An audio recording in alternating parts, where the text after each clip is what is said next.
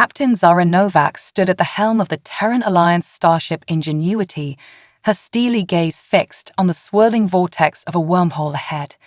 The ship's AI chirped an alert. "Captain, we're receiving a distress signal from the Andromeda colony. It's under attack by the Vespida swarm." Zora's jaw clenched. The insectoid Vespidae were a relentless threat, consuming everything in their path. Set course for Andromeda, maximum warp. As the Ingenuity emerged from the wormhole, the scene that greeted them was chaos. Vespidae ships swarmed around the colony's orbital stations, their plasma cannons tearing through the defenses. "We're outgunned and outnumbered," First Officer Ravi Chandrasekhar reported grimly. "Conventional weapons are ineffective against their new shielding technology." Zora's mind raced. Humanity had always been adaptable, creative in the face of adversity.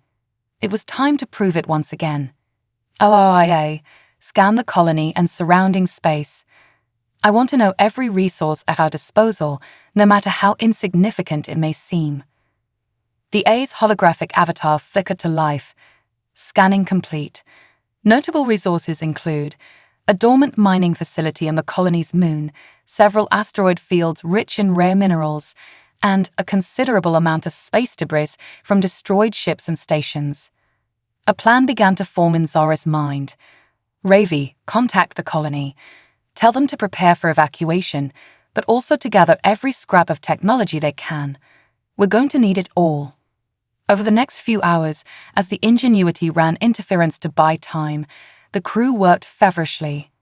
Engineers repurposed mining equipment into makeshift weapons. The ship's 3D printers churned out custom parts designed on the fly. Even the colonists' personal devices were integrated into the plan. "Captain," AOI interrupted, "the Vespida mothership is approaching. Our window of opportunity is closing." Zara nodded. "It's time. Let's show them what humanity can do." The Ingenuity burst into action, leading a ractic fleet of retrofitted mining ships and shuttles. But instead of engaging the Vespida directly, they spread out, each vessel towing massive nets filled with space debris. "Now," Zara commanded. The human fleet released their cargo, creating a dense field of obstacles between the Vespidae and the colony. Simultaneously, they activated powerful electromagnets salvaged from the mining equipment, turning the debris into a swirling maelstrom. The Vespidae ships, caught off guard, found their sensors scrambled by the chaotic field. Their plasma weapons dissipated harmlessly against the constantly shifting targets. But Zara wasn't done yet. Phase 2, initiate. From the colony's surface, a barrage of repurposed communication satellites launched, each one packed with a potent mix of minerals from the asteroids. As they impacted the Vespidae ships, the minerals reacted violently with the aliens' biomechanical technology, causing cascading systems failures. The Vespida mothership, realizing the tide had turned, attempted to retreat, but Zara had anticipated this. LRIA, execute final maneuver. The Ingenuity fired its secret weapon, a massive EMP device cobbled together from the colony's power generators. It detonated in the heart of the Vespida fleet, leaving them dead in space.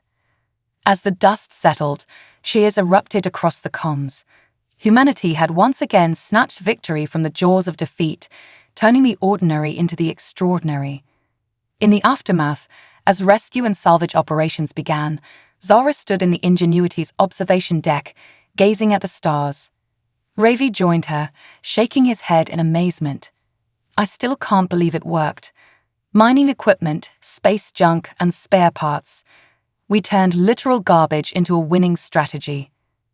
Zara smiled. "That's the beauty of humanity, Ravi. In our hands, anything can become a tool for survival, for victory. It's not about having the biggest guns or the most advanced technology. It's about adaptation, creativity, and the will to never give up." As if to punctuate her words, a piece of debris drifted past the window. A bent piece of metal that had once been part of a communications array, now a symbol of humanity's ingenuity in the face of overwhelming odds. Send a message to Terran Alliance Command, Zara said, her voice filled with determination. Tell them we've got a lot of work to do. The Vespidae will be back, and next time we'll be ready with more than just scraps and spare parts. Ravi nodded, a glint of excitement in his eyes. And what should we call this new defensive strategy, Captain? Zara thought for a moment, then grinned. Project Prometheus, because like the mythical Titan who gave fire to humanity, we'll keep finding new ways to light the darkness and forge our path among the stars. As the Ingenuity set course for home, the tale of their unlikely victory spread throughout human space. It would become a legend, a reminder that in the hands of humanity, anything, even the most mundane objects, could become the key to survival and triumph in the vast, unpredictable expanse of the cosmos. The story of the Battle of Andromeda would be told for generations, inspiring future innovations and reminding humanity that their greatest weapon was not any piece of technology, but their own boundless creativity and indomitable spirit. 6 months after the Battle of Andromeda, Captain Zara Novak found herself standing before the Terran Alliance High Command. The large chamber was filled with holographic displays showing the latest intelligence on Vespida movements and simulations of potential future encounters. Admiral Elena Reyes, a veteran of countless engagements, fixed Zara with a piercing gaze. Captain Novak, your actions at Andromeda were unorthodox, to say the least, but they were also undeniably effective. We've brought you here today because we believe your approach may be the key to turning the tide in this war. Zara straightened her posture, her voice steady as she addressed the room. Thank you, Admiral. I believe that Project Prometheus has the potential to revolutionize our defensive and offensive capabilities against the Vespidae threat. She gestured, and a holographic display sprang to life, showing schematics and simulations based on the improvised tactics used at Andromeda. The core principle of Project Prometheus is adaptive warfare, Zara explained. Instead of relying solely on conventional weapons and tactics, we propose creating a framework that allows for rapid improvisation and repurposing of available resources. The next few hours were a flurry of presentations, debates, and strategic planning. By the end, Project Prometheus had been officially sanctioned, with Zara appointed as its director. Over the next year, Project Prometheus facilities sprang up across Terran Alliance space. These weren't traditional military bases, but rather hybrid centers that combined aspects of makerspaces, recycling plants, and tactical training grounds. At one such facility on Mars, Zara watched as a group of cadets tackled their latest challenge. The scenario: defend a small outpost with nothing but agricultural equipment and outdated comm arrays. Time's up, called out the instructor, a grizzled veteran named Sergeant Chen. Let's see what you've cooked up. The cadets proudly displayed their creations. One team had turned irrigation pipes and fertilizer into crude but effective rocket launchers. Another had reprogrammed the comm arrays to emit targeted electromagnetic pulses. Zara nodded approvingly. Good work, all of you. But remember, the goal isn't just to create weapons. It's to think beyond traditional combat. How can you use these tools to outsmart the enemy, to control the battlefield itself? A young cadet named Aisha stepped forward, her eyes bright with an idea. What if we use the irrigation systems to create a fine mist in the air, then use the comm arrays to ionize it? We could create a localized electromagnetic storm that would disrupt Vespida communications and sensors. Zara grinned. Now you're thinking like a Prometheus operative. As the project evolved, so did its scope. Zara found herself coordinating with scientists, engineers, and even artists from across human space. Each brought unique perspectives and ideas to the table. Dr. Yuki Tanaka, a xenobiologist, provided crucial insights into Vespida biology that led to the development of targeted bioweapons using common Earth bacteria. Engineer Omar Al-Rashid pioneered new 3D printing techniques that allowed for on-the-fly creation of complex tools and weapons from almost any available material. But it wasn't just about creating new weapons. Project Prometheus also focused on changing how humanity approached problem-solving in general. Schools began incorporating Prometheus challenges into their curricula, encouraging students to find creative solutions to complex problems using limited resources. Reality shows sprang up, pitting teams against each other in Prometheus-style challenges. The most popular, Scrapheet Warriors, became a cultural phenomenon, with millions tuning in to watch contestants turn junk into technological marvels. A year and a half after the Battle of Andromeda, humanity's preparation was put to the test. A Vespida fleet, larger than any seen before, appeared on the edge of the Sol system. As alarms blared across Earth, Mars, and the outer colonies, Zara stood aboard the Ingenuity, now the flagship of the Prometheus fleet.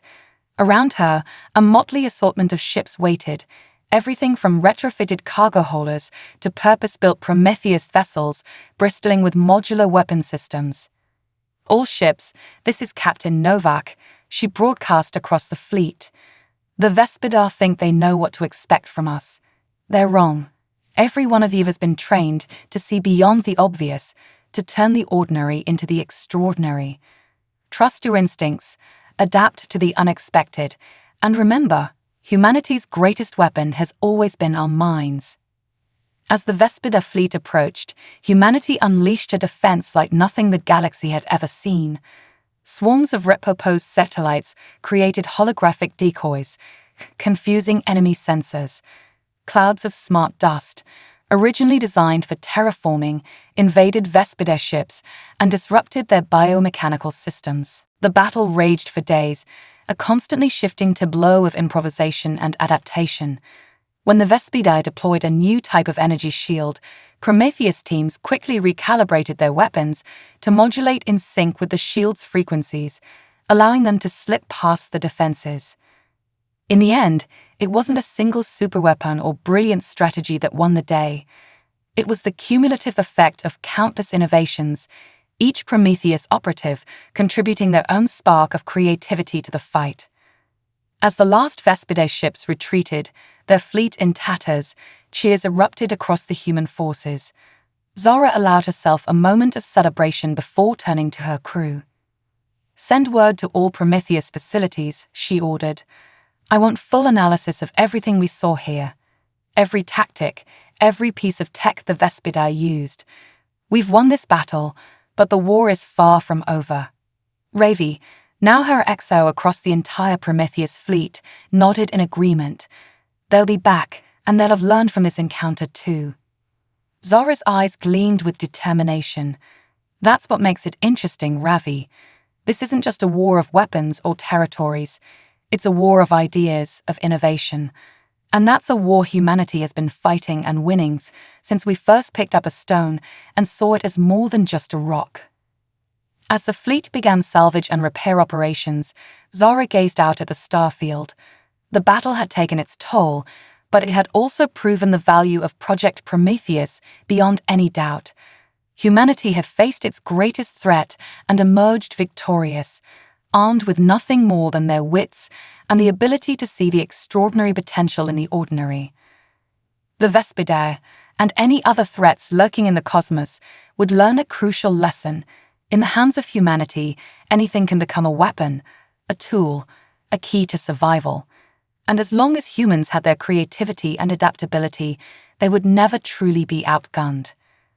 The stars seemed to shine a little brighter as the Prometheus fleet turned towards home, ready to celebrate their victory and prepare for the challenges yet to come. The age of Prometheus had truly begun, and with it, a new chapter in human history, one where innovation and adaptability would light the way forward into an uncertain but promising future.